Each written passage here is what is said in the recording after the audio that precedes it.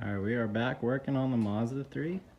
We're going to take a look at the clutch, and I got some boxes of parts. Got two there. Let's see what they are.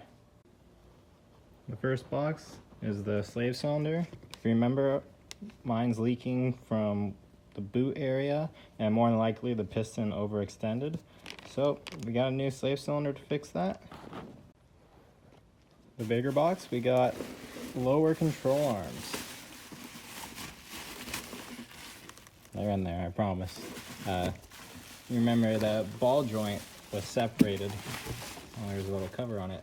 Yep, there's a new ball joint, and we're all good.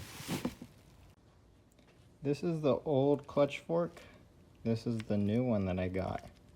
So I thought I ordered the same one, because apparently Mazda came out with an updated version that comes with a new fork arm, new pivot ball, and new release bearing. Apparently I was sent the new updated version one. So you can see the old one has the little tabs, the new one doesn't. It holds a completely different design of a release bearing or a throwout bearing inside of there. The pivot ball is much bigger on the new design, and the springs are different too. So I'm in a little bit of a pickle right now. I gotta either order the new one for this throwout or this clutch fork arm, or get the right fork arm. And then this box is just axles. It's the two front axles. So I already checked, they work in the transmission, which should be good. So I'm gonna go ahead and pull off the pressure plate now. So I'm under the car now, and you can see that's a coolant leak. So I gotta take care of that, but I'm gonna get the pressure plate and clutch stuff out of the way first. That way I don't get that all messy. All right, I'm just gonna use the impact. Get that out of the way.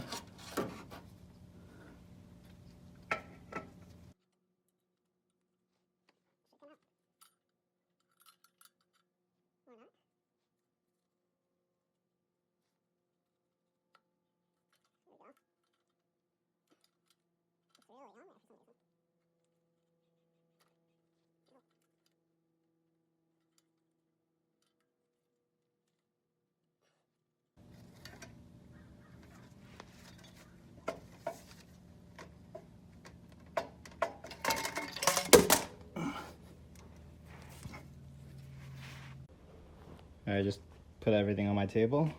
Let's look at it together now.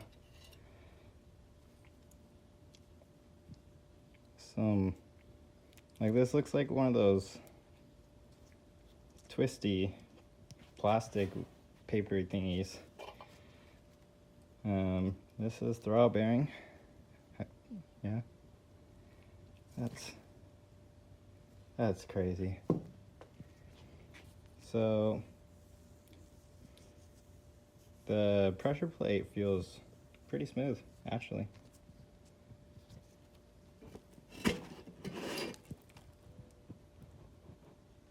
You can see where the teeth were just being eaten alive. Let's look at the clutch.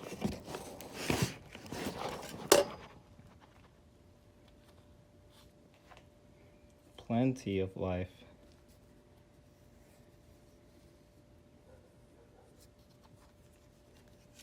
The other side.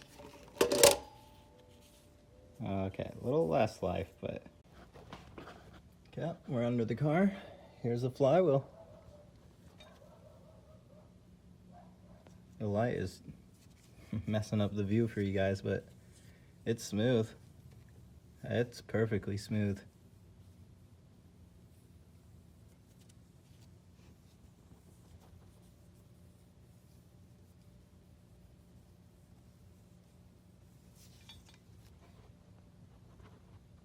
No, and it doesn't look like it's blued anywhere or anything like that. Maybe like I don't know, just like normal. It looks normal because that clutch had plenty of life left on it.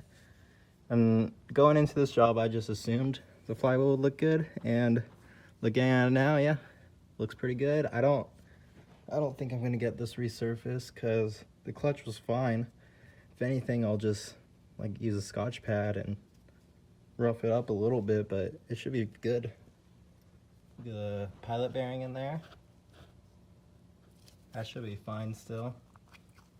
That's not gonna be fun to take out. When I did the Corvette, the pilot bearing just fell out. So I didn't have to experience that struggle, but now I'm gonna have to.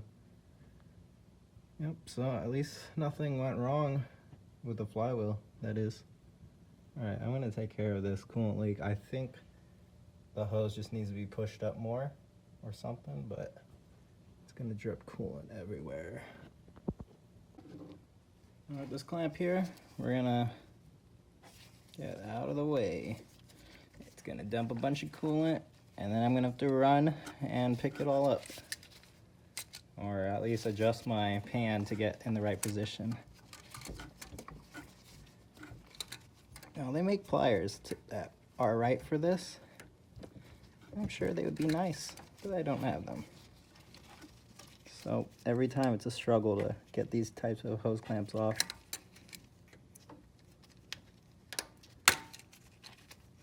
It wants to come out. It's already dripping. Oh, that's going everywhere. There's a lot in here too. It should be full. And this is the upper radiator, so it's gonna come out everywhere.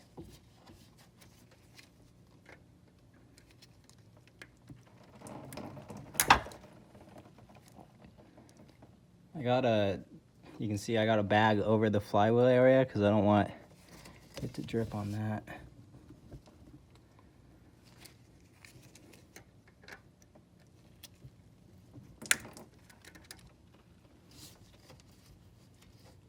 I wonder if the clamp is just bad or maybe the hose ripped. I kind of have to take the hose off to see.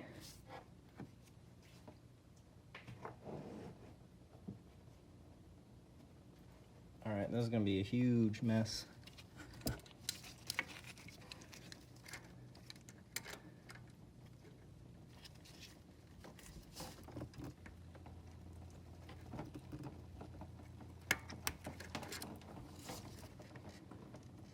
Jeez. It looks like the hose is ripped. You see it's coming from the underside of it. I'm just gonna let it slowly drain like this, and then I'll get back to you when I have it off.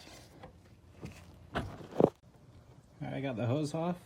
I got my light pointed right here, so when I shine it through, hopefully you can see those little gaps. You can see the light coming through. It's coming through. It's hard to, I don't have 3 arms, but yep, this hose is ripped.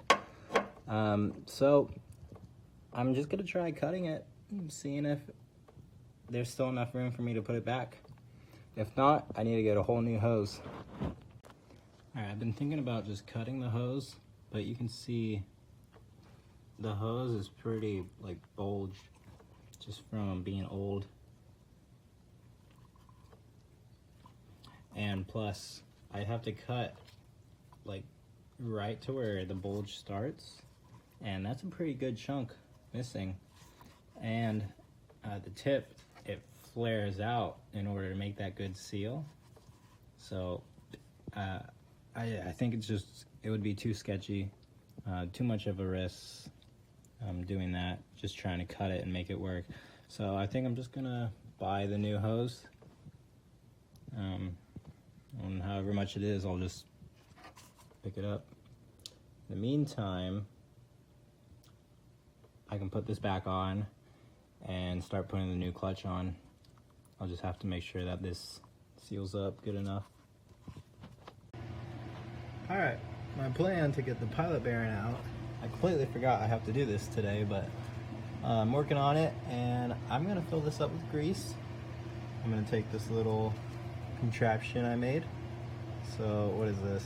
3/8 or about a 10 millimeter. And I just extended it so I have a nice spot to hit from. I'm just gonna punch out. So fill it up with grease, stick it in there, and punch it out, and the grease will act like hydraulic and push it out. Man, this pilot bearing's been a struggle. So the socket I ended up using, I think I showed you a standard version. So it ended up being a 10 millimeter socket that worked the best. You can see my extension's ruined now, but that was expected. But I mean, even the socket didn't really do the trick. I ended up having this old clutch alignment tool. This is the new one, but this is a clutch alignment tool. And this is the one that came on the Corvette. So the tip broke off. The tip stayed here. I got this stud, I jammed it in. I'm just hammering the stud. So this is acting like a punch, and it's working perfect now. You really need a big hammer though. This is my hammer, and this hammer just doesn't do the trick. You need like a mini sledgehammer. That's all the mess I gotta clean up. Here's the pilot bearing. It's on there pretty good. That's gonna be fun to clean up. That's the downside about the bread and grease method. But yep, that's what I ended up using, just the bread and grease. I got a puller from AutoZone, one of those loaner tool things, and it's too big for the pilot bearing. So I gotta do some cleanup now, and then I'll get back to you whenever I get back to working on this car. All right, it's a new day, and I just sprayed the crank and this main seal area out with just brake cleaner, just get rid of those loose clutch particles. You don't have to make it perfect, but I just cleaned it up, got the crank all shiny. Inside the pilot bearing is as good as it's gonna get. So yeah, if you're wanting to do that bread and grease method with the pilot bearing and you're worried about the cleanup, it does clean up, but I'd probably suggest just like paper towels and water. That makes the cleanup a lot easier. But it was no big deal.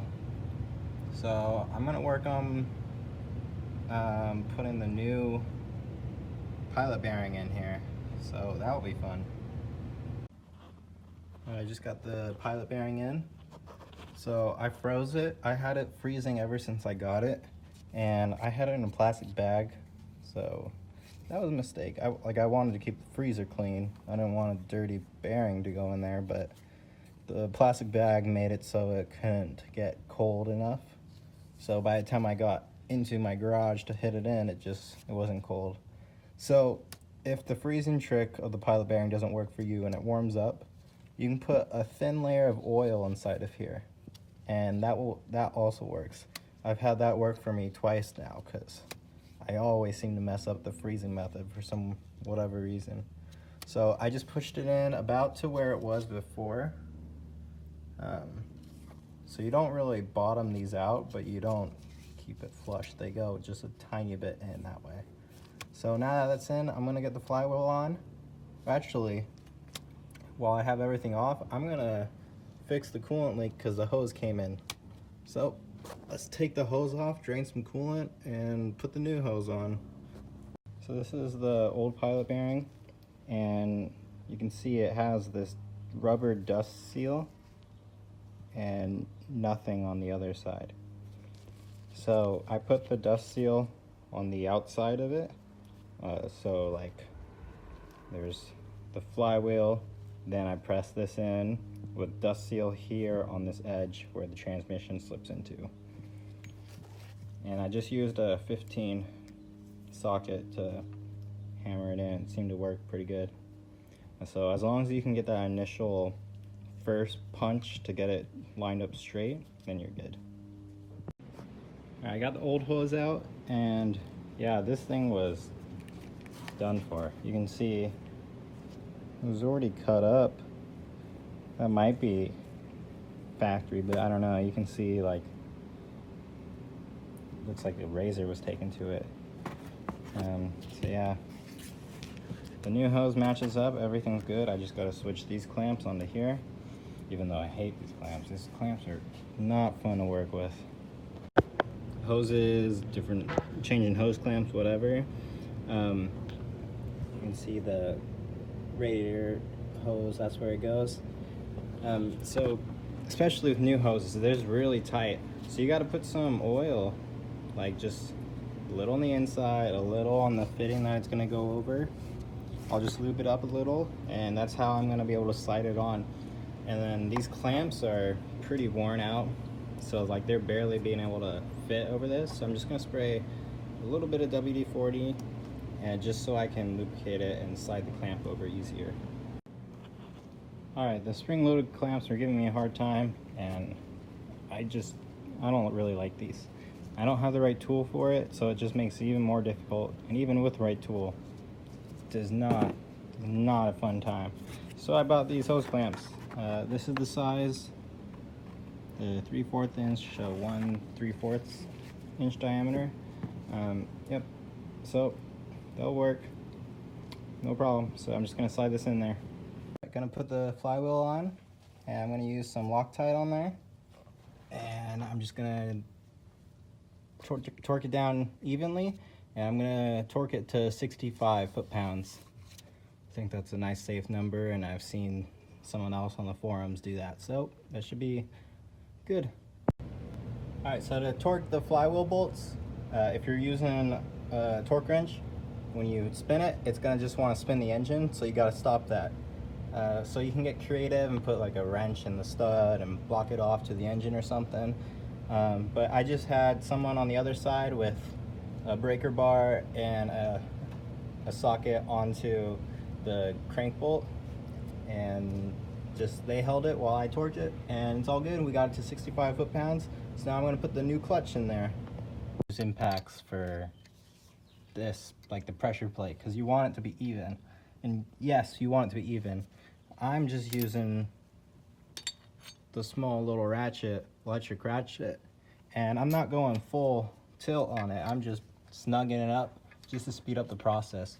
And then there's little tabs where you can fit your fingers in to make sure that it's lined up. But the real test is the clutch won't wiggle anymore. This is just the play that's in the pilot bearing that's normal.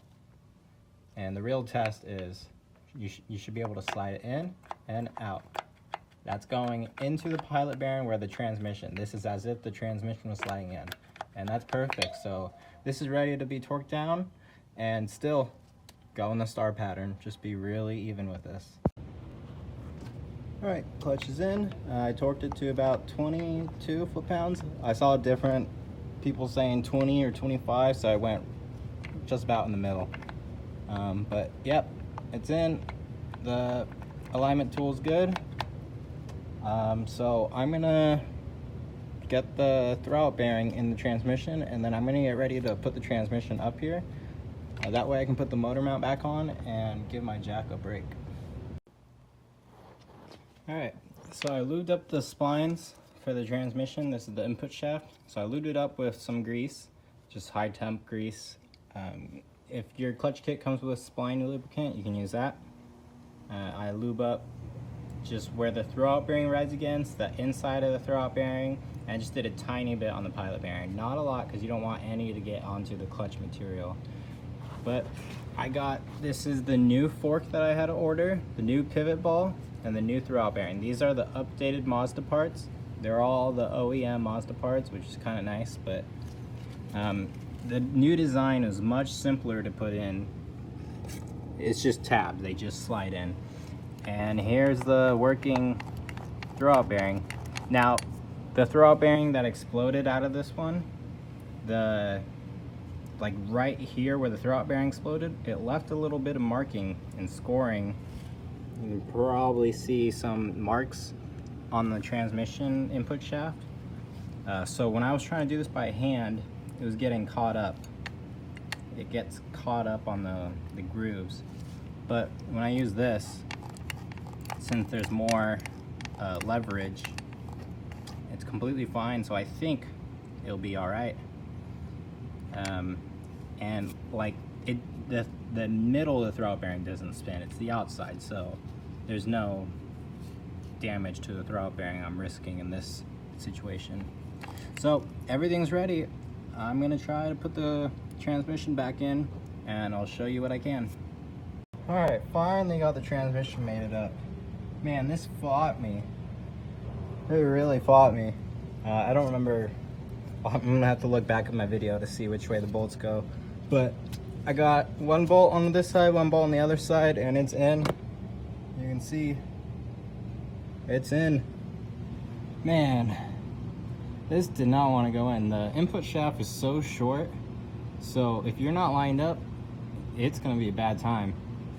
Luckily, this transmission's light enough where I was able to put one hand here and one hand in the back and just kind of rotate the splines of the engine. Basically, I was turning the engine over just by spinning the transmission, just because I had it hooked in, but it wasn't lining up with the holes.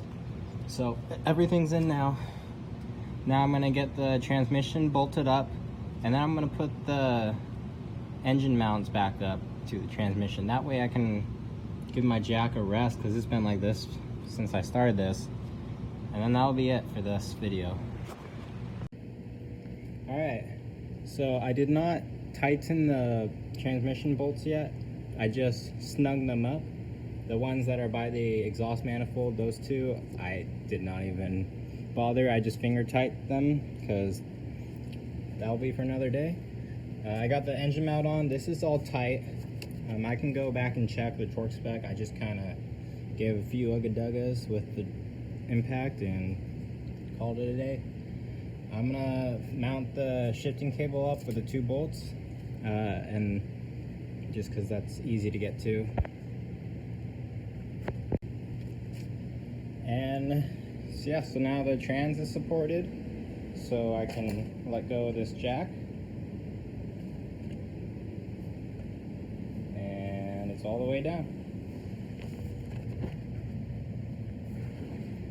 This engine is no longer being supported by my single jack. This jack did pretty good. I had it supporting the engine for about 2 weeks. I think maybe it was, yeah, 2 weeks.